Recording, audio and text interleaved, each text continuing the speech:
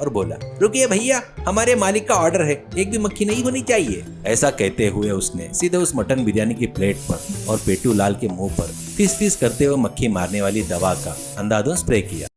एक गांव में गोबरनाथ नाम का एक अजीब मानसिकता वाला युवक रहता है। वह बहुत अच्छा इंसान था, लेकिन परम मूर्ख था।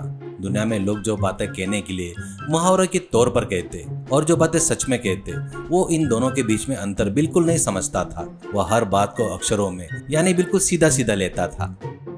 एक दिन उसके पिताजी ने 10,000 के नोट की एक गड्डी उसे दी और कहा, अरे गोबरनाथ, ये पैसे ले जाकर बैंक में डालकर आ जाओ। गोबरनाथ सीधा बैंक गया।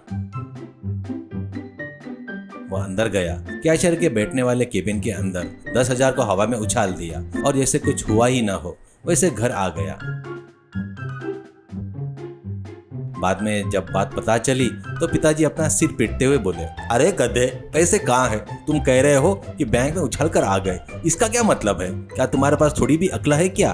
गोबरनाथ ने अपना मुंह घुमाया और बोला, पिताजी, आपने ही तो कहा था ना कि बैंक में डालकर आओ, मैंने तो वैसा ही किया। बैंक के अंदर उन पैसों को डालकर आ गया। आपने मुझे जो कहा था मैंने वैसा ही किया। आपको मुझे साफ साफ कहना चाहिए था कि बैंक के अंदर जाओ, चालान फॉर्म भरो, अपना अकाउंट नंबर लिखो, कैशियर के हाथ में देकर डिपॉजिट करके आओ, करके बोलना था ना। आपकी गलती है, मेरी गलती नहीं है। गोबरनाथ की मूर्खता यहीं पर नहीं रुकी। एक दिन गांव के प्रेसिडेंट उसकी तारीफ करते हुए, गोबरनाथ, तुम बहुत अच्छे इंसान हो, मैं मरकर तुम्हारी कोख में पैदा होना चाहता हूँ। यह बात सुनते ही गोबरनाथ ने सीरियस होकर प्रेसिडेंट की तरफ देखकर कहा, अच्छा तो आप कब मरेंगे? वो तारीख और समय बताओ, मैं अपनी पत्नी को पहले ही बताकर सारी व्यवस्था कर दूंगा, करके कहता है। यह सुनते ही प्रेसिडेंट डरकर वहाँ से भाग गए। हिंदी में अगर कोई कहने के लिए कहता है मेरा सर मत खाओ, तो गोबरनाथ कहता, मैं इंसान का मांस नहीं खाता भैया, करके कहता है। अगर कोई कहता आप तो ईद का चांद हो गए, तो वह बहस करने लगता, मैं आसमान में नहीं रहता हूँ, नीचे रहता हूँ, करके झगड़ा करता है। उसकी मूर्खता को न झेल पाने के कारण गाँव के लोगों ने उससे बात करना ही बंद कर दिया। इससे परेशान होकर गोबरनाथ ने सोचा, इस गांव के लोगों को मेरे टैलेंट की कदर नहीं है, मैं शहर जाऊंगा और अपनी बुद्धि और चतुराई दिखाऊंगा। ऐसा सोचकर वह अपना सामान बांधकर शहर के लिए निकल पड़ा। शहर में एक बहुत बड़ा होटल था। वहां मिलने वाली मटन बिरयानी पूरे शहर में मशहूर थी। उसे खाने के लिए लोग टूट पड़ते थे। उस होटल के मालिक गरमपाल को बहुत जल्दी गुस्सा आता था। वो बात बात पर काम करने वालों पर चिल्लाता। गरमपाल के बगल में ही एक कॉमेडी असिस्टेंट रहता, जिसका नाम शंकाई लाल था, जो हर किसी पर शक करता।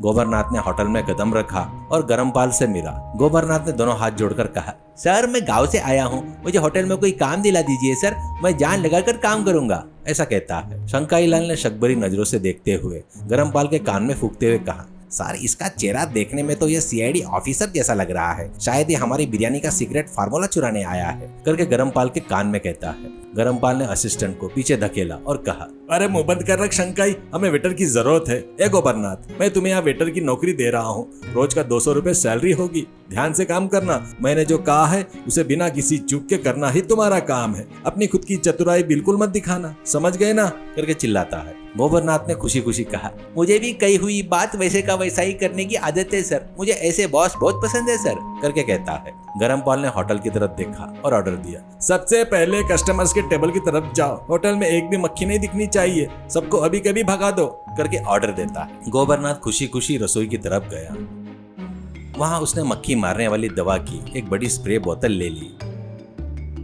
वो होटल के हॉल में आया और चारों तरफ घूमते हुए जहां भी मक्खी दिखती वह फिस फिस करके स्प्रे मारना शुरू किया। उसी समय टेबल नंबर 5 पर मोटे कस्टमर पेटू लाल के सामने गरम गरम बिरयानी की प्लेट रखी थी और वह निवाला मुंह में डालने ही वाला था। उस प्लेट के चारों ओर 2 मक्खियां घूम रही थी। गोबरनाथ ने देखा और दौड़ता हुआ वहां आ गया। उसने पेटू लाल को पीछे धकेला और बोला, रुकिए भैया, हमारे मालिक का ऑर्डर है, एक भी मक्खी नहीं होनी चाहिए। ऐसा कहते हुए उसने सीधे उस मटन बिरयानी की प्लेट पर और पेटू लाल के मुंह पर फिस फिस करते हुए मक्खी मारने वाली दवा का अंधाधुंध स्प्रे किया। पेटूलाल उस दवा की बदबू से चक्कर खाकर गिरने ही वाला था कि जोर से चिल्लाया, अरे मैं मर गया, ये कैसी बिरयानी है रे भाई? मटन बिरयानी में मक्खी मारने की दवा मसाला मिलाकर दे रहे हो क्या? गोबरनाथ ने गर्व से कहा, मसाला नहीं सर, केमिकल है। अब देखिए, आपकी प्लेट के आसपास मक्खियां भी नहीं आएगी और आप भी नहीं आएंगे। पास ही के टेबल नंबर 6 पर एक नवविवाहित जोड़ा बैठा हुआ था। दूल्हा दुल्हन को मटन का पीस खिलाने ही वाला था कि वहां पर एक मक्खी आके बैठ गई। गोबरनाथ वहां दौड़कर गया और बोला, कोई हिलना मत, मैं मक्खी का एनकाउंटर करने वाला हूँ। ऐसा कहकर उसने उनकी प्लेट पर और उस लड़के के हाथ पर स्प्रे की बोतल से हमला कर दिया। उस तेज केमिकल की बदबू से दुल्हन को जोर जोर से खांसी आने लगी। दूल्हा गुस्से से आग बबूला हो गया और बोला, ओए वेटर, क्या तुम पागल हो गए? यहाँ हम फेमस मटन बिरयानी खाने आए हैं और तुम पूरे पेट पर जहर छिड़क रहे हो। हमारी सुहागरात मनाने की बजाय क्या हमें परलोक भेजने का प्लान बना रहे हो क्या? करके चिल्लाता है। गोबरनाथ बिना किसी घबराहट के बोला, सर हिंदी में एक कहावत है ना, मक्खी मारना। मैं यहाँ खाली नहीं बैठा हूँ, सच में मक्खियों को मार रहा हूँ। मैं अपनी ड्यूटी पूरी ईमानदारी से कर रहा हूँ, करके कहता है। होटल में मौजूदा सभी कस्टमर अपनी अपनी प्लेटें पकड़कर चिल्लाने लगे, बाप रे, इस होटल में बिरयानी खाएंगे तो जान चली जाएगी, भागो यहाँ से। ऐसा कहकर सबने हंगामा खड़ा कर दिया। वे बिना बिल चुकाए ही बाहर की तरफ भागने लगे।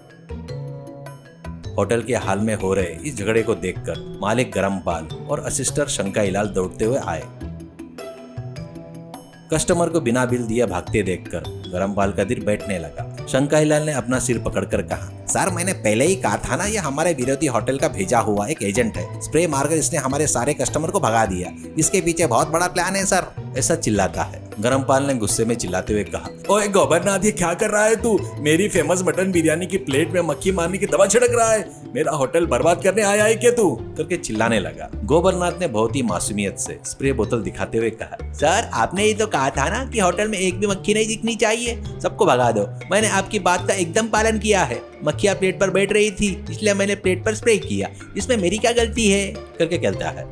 गरमपाल ये बात सुनकर सिर पीट लेता है और बोलता है, अरे मक्खियां नहीं होनी चाहिए का मतलब है होटल को साफ सुथरा रखना होता है रे, ना कि खाने वाले के पेट में जहर छिड़कना। गोबरनाथ ने गरमपाल की तरफ देखकर पलटकर जवाब दिया, सर आपने मुझे लाइन बाय लाइन साफ साफ नहीं बताया। आपको कहना चाहिए था कि होटल को साफ करो, लेकिन आपने क्या कहा, मक्खियों को भगाओ। इसलिए मैंने स्प्रे बॉटल का इस्तेमाल किया। गलती मेरी नहीं, सही से न बताने वाले आपकी है। करके उल्टा जवाब देता है। गरमपाल का गुस्सा 7वें आसमान पर पहुंच गया। वो बोला, ओए शंकाईलाल, अगर इसे ऐसे ही छोड़ दिया तो कल सुबह तक ये मेरा कोई भी कहावत सुनकर मुझे मार डालेगा रे। शंकाईलाल ने डरते हुए कहा, हाँ सर, ये बहुत डेंजरस आदमी है, इसे अभी हाथ जोड़कर यहाँ से भगा दीजिए सर। करके कहता है। गरमपाल ने गोबरनाथ के हाथ पकड़कर पैर पकड़ने की नौबत आते हुए गिड़गिड़ाया, भाई गोबरनाथ, तुम्हारा बहुत उपकार होगा। मैं तुम्हारी 200 रुपए सैलरी भी देता हूँ और मेरे होटल की किंग साइज बिरयानी का पैकेट भी फ्री में देता हूँ। कृपया करके मेरा होटल छोड़कर चले जाओ। अगर तुम मेरे होटल में रहोगे तो मुझे सड़क पर भीख मांगनी पड़ेगी। ऐसे कहकर मिन्नत करता है। गोबरनाथ ने वो 200 रुपए और बिरयानी का पैकेट लिया और बोला, ठीक है सर, जब आप ही जाने के लिए कह रहे हो तो मैं जा रहा हूँ, लेकिन इतने अच्छे वेटर को खोने के लिए एक दिन आप बहुत पछताएंगे। ऐसा कहते हुए वो अपने मूंछों पर ताव देकर होटल से बाहर निकला। गोबरनाथ होटल के बाहर आकर सड़क पर चलते हुए बिरयानी का पैकेट खोलने लगा। वो खाते हुए खुद से बड़बड़ाने लगा, मैंने क्या गलती की? उस मालिक ने होटल में मक्खियां न दिखने के लिए कहा था, मैंने वही किया। फिर मुझे नौकरी से क्यों निकाल दिया? शहर के लोगों को बिल्कुल अकल नहीं है रे बाबा। करके बड़बड़ाता है। वो सड़क के किनारे एक मेडिकल शॉप के पास पहुंचा। वहाँ बोर्ड पर लिखा था, हेल्पर चाहिए। गोबरनाथ ने मुस्कुराते हुए सोचा, अरे वाह, यह नौकरी मेरे लिए बिल्कुल परफेक्ट होगी। वहां जाकर अपना टैलेंट दिखाता हूँ। ऐसा सोचकर वो उस दुकान की तरफ बढ़ गया। सीख, किसी की बात को बिना गहराई से समझे और परिस्थिति के अनुसार बिना सोच विचार किए केवल कई बातों को सीधा सीधा पकड़कर व्यवहार करना मूर्खता कहलाता है। कॉमन सेंस और विवेक ज्ञान के बिना की गई पढ़ाई का काम किसी के लिए सिर्फ नुकसान और मजाक का कारण बन जाता है।